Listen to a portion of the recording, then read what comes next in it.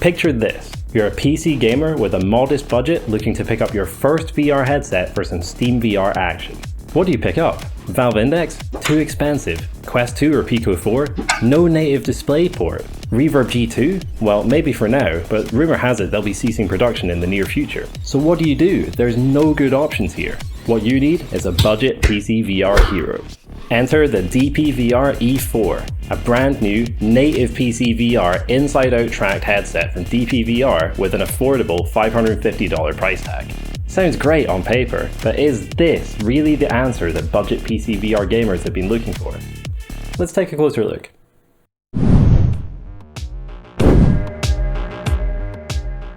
So for those who don't know already, DPVR is a Chinese VR manufacturer that's been making headsets for the consumer and business markets for a few years now. Full disclosure, they've sent over a unit for me to review, but I won't be pulling punches here. This headset is a real mixed bag, so stick around and you'll see the good and the bad that this thing has to offer. First of all, looking at the packaging, it's quite nice, although you can tell there's a certain inspiration from a headset that I won't name just yet. A small issue I actually had while opening it is the tolerances on the box are extremely tight, so it was really difficult to slide the lid off. But that's not really a problem with the headset. Anyway, you get the headset and the controllers, and also a box containing all the cables and extras. Pretty standard stuff, so let's take a look at the headset itself. First of all, taking a look at the build quality, the headset and controllers generally feel quite good, with the headset being quite simply designed, but not too cheap feeling, which is great. The head strap has this nice PU leather padding which is removable, and that's great. But the face gasket in comparison is absolutely terrible. Honestly, this is by far the worst facial interface I've ever seen on a VR headset. It's made of this really flimsy rubber material that tends to fold up around your face and honestly doesn't block light very well. Not only that, but the facial interface is secured in with these little rubber plugs that are extremely hard to replace, so it honestly takes about a minute to replace the whole face gasket. For some perspective, let's see how fast you can remove and replace the face gasket on the E4 compared to the Quest 2.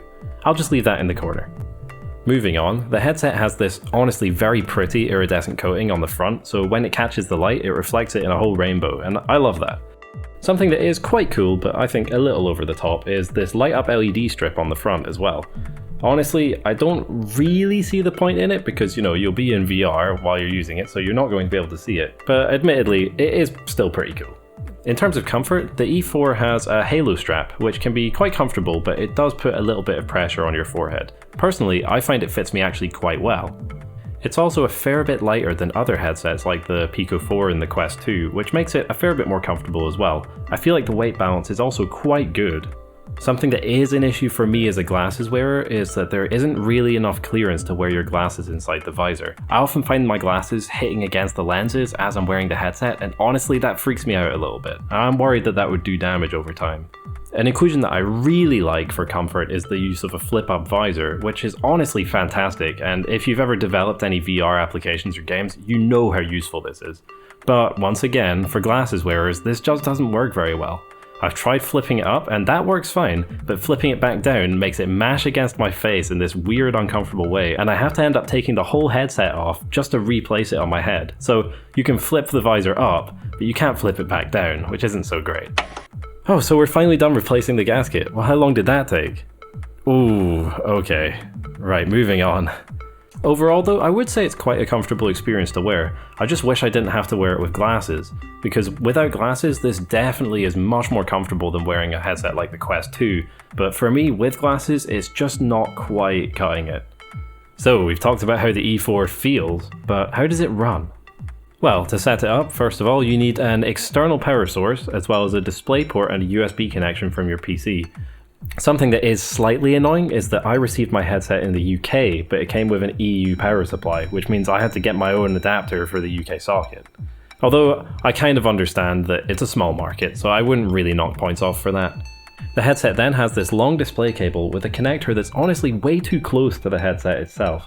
It kind of hangs behind you as you're wearing it and isn't super comfortable. It's not a deal breaker, but it's just slightly annoying. So once you've got the headset plugged in, you can use the companion app to connect it to your PC. Now the companion app, DPVR Assistant 4 it's called, launches on startup by default, which in my opinion is slightly annoying, but it's very easy to turn off. Once you're in the app, you can connect the headset and controllers, and you can also change a few settings like the brightness of the display and the refresh rate.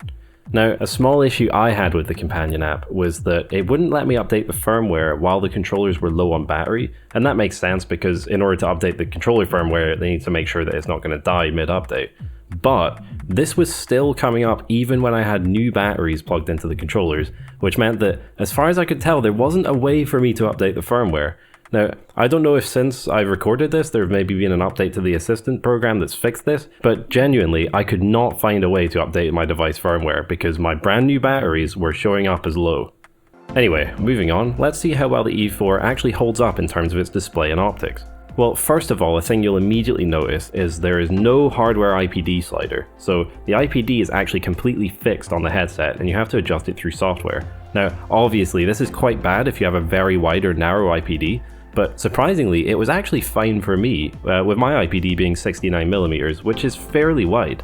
Something that is quite annoying though is you need to use the companion app to change the IPD setting. There is no easy way to do it on the headset. The lenses themselves are these quite large Fresnel lenses, and honestly they look quite good, but once again you can't physically adjust the IPD, and that's really disappointing. In terms of the display itself, it uses the exact same display panel as the Quest 2, which has a resolution of 1832 by 1920 per eye, which is quite good but fairly standard at this point.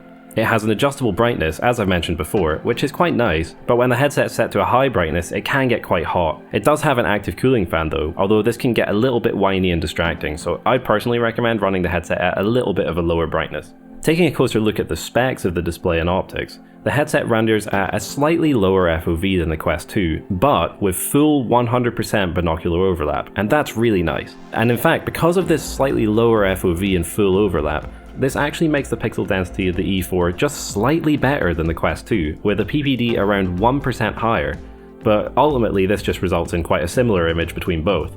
I tested both headsets out on PC in a SteamVR environment, and I really wasn't able to pick a favourite in terms of image quality. They do, after all, both use the same panel. Something strange though is while they have a very similar pixel density and they both looked quite similar to me, you can see from these through the lens shots that the E4 does look a fair bit blurrier, but I genuinely don't see that when I wear it myself.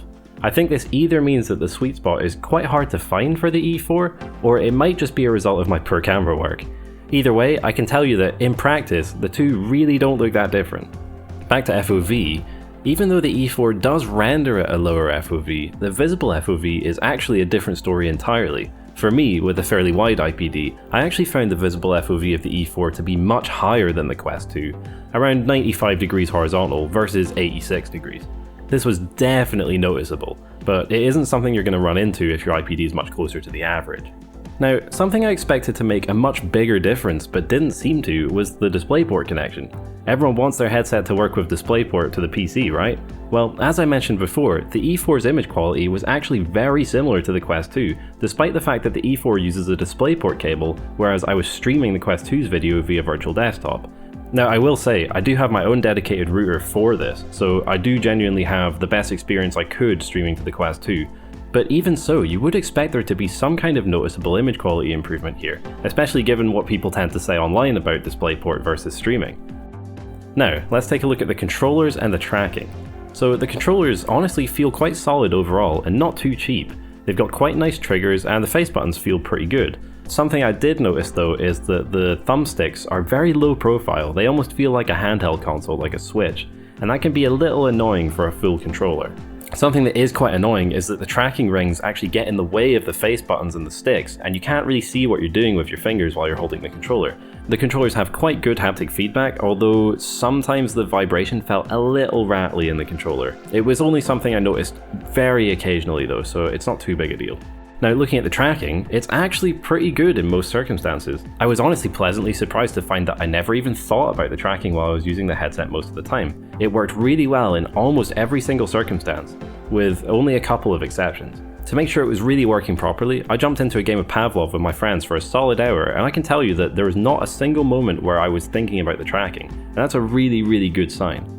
Now, as I said, it's good in almost all circumstances, but there were a couple of circumstances where there were issues. For First of all, if you move the controllers very close to your face, it does get a little bit dodgy. It seems like the prediction isn't super great for when the controllers are not very visible by the cameras. It worked okay, but just slightly worse than the Quest 2 does. But in the end, the biggest issue I really had is that when you move your arms quickly, the tracking can get quite rubber bandy. You can see here that when I move my arms quite fast, the controllers really do spring back and forth quite a lot. Now, it's not a deal breaker, but it will make it harder to play games that have fast-paced hand motion, particularly rhythm titles like Beat Saber. With all that said, what about the E4's audio? Does it hold up, or should you use your own headphones? Let's take a listen.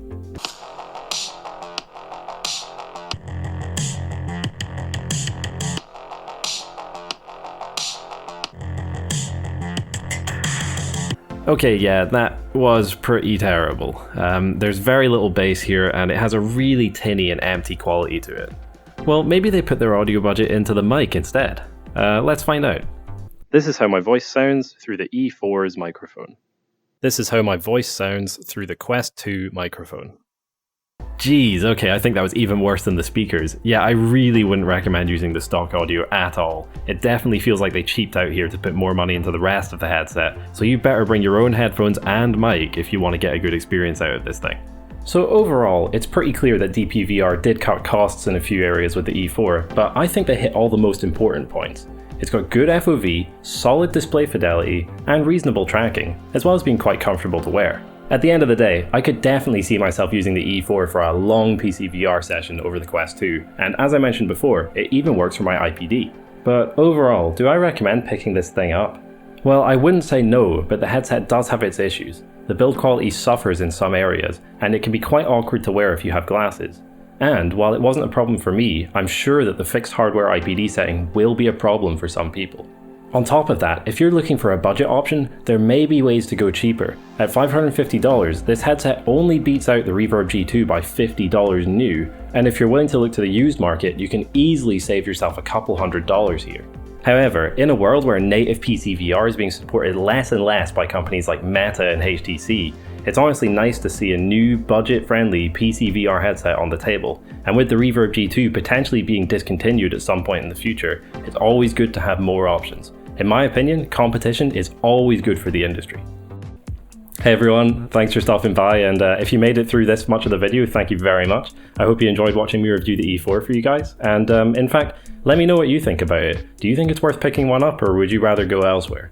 And by the way, we've got our first ever review of a pair of smart glasses coming up on the channel. I won't be naming names just yet, but let me just say that I'm very excited. So if you don't want to miss it, hit subscribe and I'll see you there. Cheers everybody!